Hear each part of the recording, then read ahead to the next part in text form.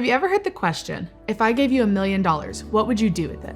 Did you know that Jesus essentially asks that question in the Bible? This past weekend, we heard the final installment of our series, Stories to Live By.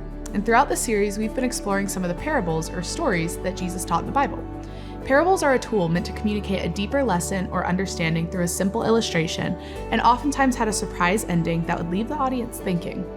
The parable that Pastor Zach taught us this weekend is known as the parable of the talents, or the parable of the three servants. If you missed it, I invite you to listen to the message this week on Meck's YouTube or on the Meck App. In this parable, a rich master leaves talents, aka bags of money, with 3 of his servants while he's away.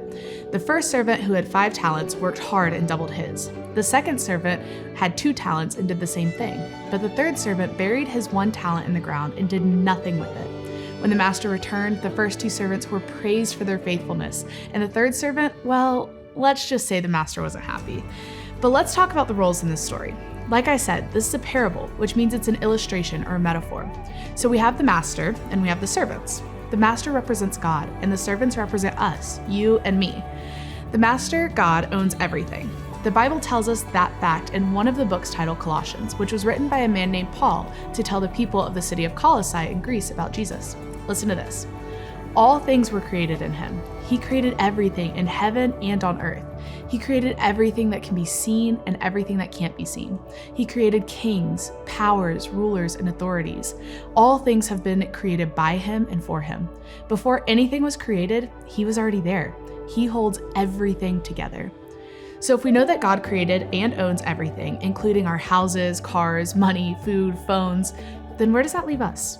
Well, in the parable, we're the servants, but in today's terms, we can better understand it as stewards or managers. We don't actually own that which we see around us, but rather we're put in charge of taking care of it in a way that honors the owner. I often babysit, and I think this story is a lot like that. When I get to a house and the parents give me a rundown of the evening routine and then leave, I have a choice to make. I could follow the routine as they described it, or I could turn on the TV and let the kids stay up way past their bedtime. If I'm being a good steward of that which was entrusted to me, I'm going to follow the parents' directions and routines. The kids I babysit aren't actually my kids, and I don't know what's best for them, other than what their parents have told me. What are the things in your life that you've been entrusted with? Maybe it's a nice house, a good job, stable finances. It could be a person or a project. Take some time today to reflect on what you've been given to manage and how you can honor God by doing it well.